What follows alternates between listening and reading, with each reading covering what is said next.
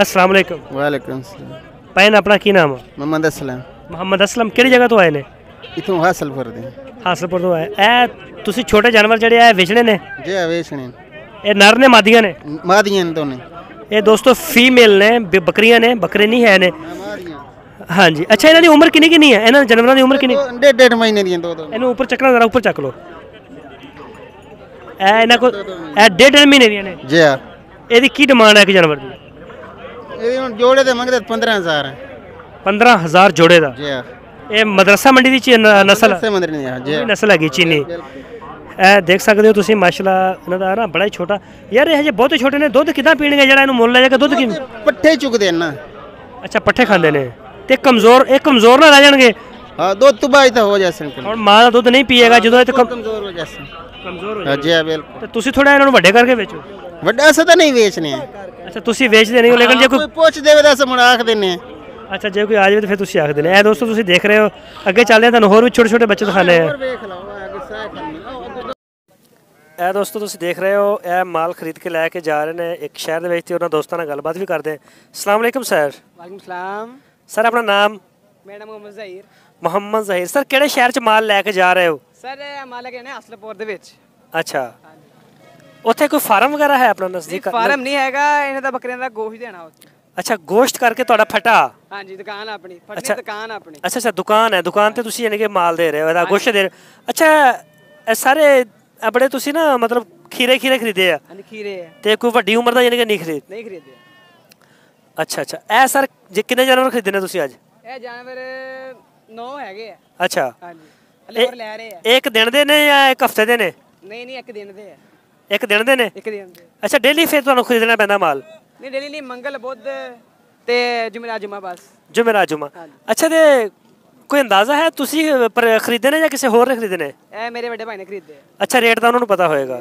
ਤੇ ਬੱਕਰੇ ਦਾ ਗੋਸ਼ਤ ਦਾ ਰੇਟ ਕੀ ਚੱਲ ਰਿਹਾ ਅੱਜ ਕੱਲ? ਜਿਹੜਾ ਫਰੈਸ਼ ਰੇਟ ਆ? ਬੱਕਰਾ 850 ਰੁਪਏ ਕਿਲੋ। 850 ਰੁਪਏ ਕਿਲੋ ਗੋਸ਼ਤ ਦੇਣਾ? ਹਾਂਜੀ, ਗੋਸ਼ਤ ਦੇਣਾ। ਤੇ ਇਹਦੇ ਵਿੱਚ ਤੁਹਾਨੂੰ ਇਹ ਅੰਦਾਜ਼ਾ ਹੈ ਕਿ ਜਾਨਵਰ ਦਾ ਵਜ਼ਨ ਕਿੰਨਾ ਹੋਏਗਾ ਕੋਈ? ਬਿਲਕੁਲ ਪਤਾ। ਅੱਛਾ, ਇਹਦਾ ਚਿੱਟਾ ਬੱਕਰਾ, ਇਹਦਾ ਵਜ਼ਨ ਇਹਦਾ ਜ਼ਿੰਦਾ ਕਿੰਨਾ ਹੋਏਗਾ? ਜ਼ਿੰਦੇ ਦਾ ਹੀ ਹੈ, ਗੋਸ਼ਤ ਦਾ। ਗੋਸ਼ਤ ਦੱਸ ਦਿਓ, ਗੋਸ਼ਤ ਦੱਸ ਦਿਓ। ਗੋਸ਼ਤ ਦਾ 18 ਕਿਲੋ। ਅੱਛਾ, ਬੜਾ ਯਾਰ ਅੰਦਾਜ਼ਾ। ਇਹ ਕਾਲੇ ਦਾ? ਕਾਲਾ ਦਾ 16 ਕਿਲੋ। ਸਾਰੇ ਬੱਕਰੇ ਨੇ ਬੱਕਰੀਆਂ ਨੇ? ਵਿੱਚ 2 ਬੱਕਰੇ ਆ, ਉਹ ਪੱਠਾ ਉਹ ਬੱਕਰਾ। ਅੱਛਾ, ਉਹ ਸਿੰਘ ਵਾਲੀ ਸਰਕਾਰਾ, ਉਹਦੇ ਕੋਲ ਚਲੋ ਜ਼ਰਾ। ਇਹ ਬੜਾ ਤੇਰਾ ਸਟਾਈਲਿਸ਼ ਜਿਹਾ ਬੱਕਰਾ, ਮਾਸ਼ਾਅੱਲਾ, ਬੜਾ ਪਿਆਰਾ ਬੱਕਰਾ। ਅੱਛਾ, ਤੇ ਸਰ ਇਹ ਕਿੰਨੇ ਦਾ ਖਰੀਦਿਆ? ਕੋਈ ਹੈ? ਬੱਕਰਾ ਲਿਆ 16,500 ਦਾ। ਅੱਛਾ, ਇਹਦਾ ਗੋਸ਼ਤ ਕਿੰਨਾ ਨਿਕਲੇਗਾ ਇਹ ਚੋਂ? ਇਹਦਾ ਕੁਝ 20 ਕਿਲੋ। ਅੱਛਾ, ਹਾਂਜੀ, ਬੜਾ ਮਾਸ਼ਾਅੱਲਾ ਤਜਰਬਾ ਯਾਰ ਤੁਹਾਡਾ। ਔਰ ਦੇਖ ਲਓ, ਪੜਦੇ ਵੀ ਆ। ਅੱਛਾ, ਪੜ ਵੀ ਰਹੇ ਨਾਲ ਲੋਕਾਂ ਦੇ ਨਾਲ, ਬੱਕਰੇ ਦੇ ਨਾਲ ਲੋਕਾਂ ਦੀ ਵੀ ਲਾ ਰਹੇ ਆ? ਨਹੀਂ ਨਹੀਂ, ਇਹ ਇਦਾਂ ਨਹੀਂ ਕਰਦਾ। ਅੱਛਾ ਅੱਛਾ ਅੱਛਾ ਅੱਛਾ ਅੱਛਾ, ਵੈਸੇ ਮਜ਼ਾਕ ਕਰ ਰਿਹਾ।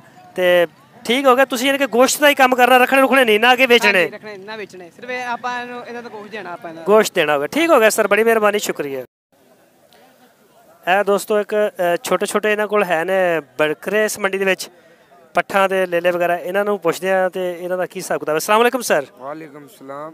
ਸਰ ਕੀ ਨਾਮ ਹੈ ਆਪਣਾ? ਅਖਤਰ ਚੰਨਾੜ ਦੇ। ਕਿਹੜੀ ਜਗ੍ਹਾ ਤੋਂ ਆਏ ਨੇ? ਆਮਨਪੁਰ ਸ਼ਿਰਕਿਆ। ਆਮਨਪੁਰ ਸ਼ਿਰਕਿਆ, ਬਹਾਵਲਪੁਰ ਤੋਂ ਅੱਗੋਂ? ਜੀ ਹਾਂ।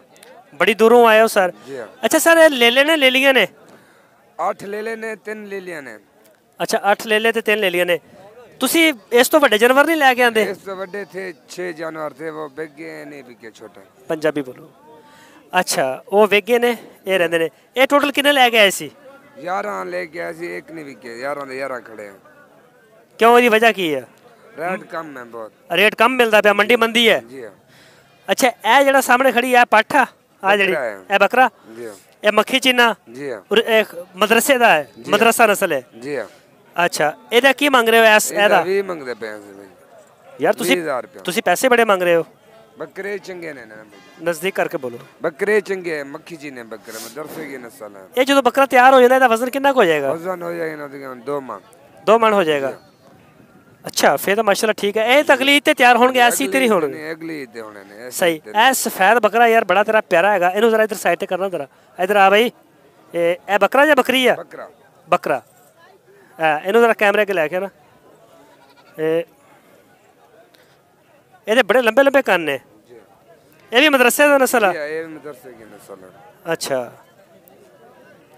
ਇਹ ਦੋਸਤੋ ਤੁਸੀਂ ਦੇਖ ਰਹੇ ਹੋ ਮਾਸ਼ਾਅੱਲਾ ਬੜਾ ਹੀ ਪਿਆਰਾ ਬੱਕਰਾ ਔਰ ਇਹਦੇ ਲੰਬੇ ਲੰਬੇ ਕੰਨ। ਅੱਛਾ ਜੀ ਉਮਰ ਕਿੰਨੀ ਹੈ ਇਸ ਬੱਕਰੇ ਦੀ ਚਿੱਟੇ ਦੀ? उम्र होगी 3 महीने 3 ਮਹੀਨੇ। जी हाँ ਫਿਰ ਤਾਂ ਅੱਛਾ ਖਾ ਪੀ ਰਿਹਾ, ਇਹਦਾ ਕੋਈ ਮਸਲਾ ਨਹੀਂ ਹੈ। नहीं ਤੇ ਇਹਦਾ ਕੀ ਰੇਟ ਮੰਗ ਰਹੇ ਚਿੱਟੇ ਦਾ? इनका पंजी 25,000 रुपया। सर 25,000 ज़्यादा नहीं मांग रहा है? 17 लगा खड़े भैया 17,000 लग गया तो तुसी फाइनल कितना देना? फाइनल 20 मंगते खड़े 18 18.5 ना देवना। अच्छा 20 फाइनल मांग रहे हैं। अगर तुहानू कोई बंदा दोस्त फोन करता कि सानू पाकिस्तान किसी भी शहर च माल चाहिए इस उम्र का पट्ठा या ले ले? जी मिल ओ पट्ठा ने तीन। अच्छा वो 3 पट्ठा ने ले लेने सारे? जी ठीक हो गया। जिन्होंने आप फुल लाए हुए ने ਇਹ ਦੋਸਤੋ ਜਿਹੜੀਆਂ ਇਹਨਾਂ ਦੀਆਂ ਪੱਠਾਂ ਨੇ ਇਹ ਤੁਸੀਂ ਦੇਖ ਰਹੇ ਹੋ। ਅੱਛਾ ਆਪਣਾ ਨੰਬਰ ਦੇਣਾ ਚਾਹੁੰਦੇ ਹੋ? जी हाँ ਹਾਂ ਨੰਬਰ ਬੋਲੋ। 0305 ਹਾਂਜੀ 71 ਹਾਂਜੀ 887 887। ठीक हो गया सर, बहुत मेहरबानी, शुक्रिया।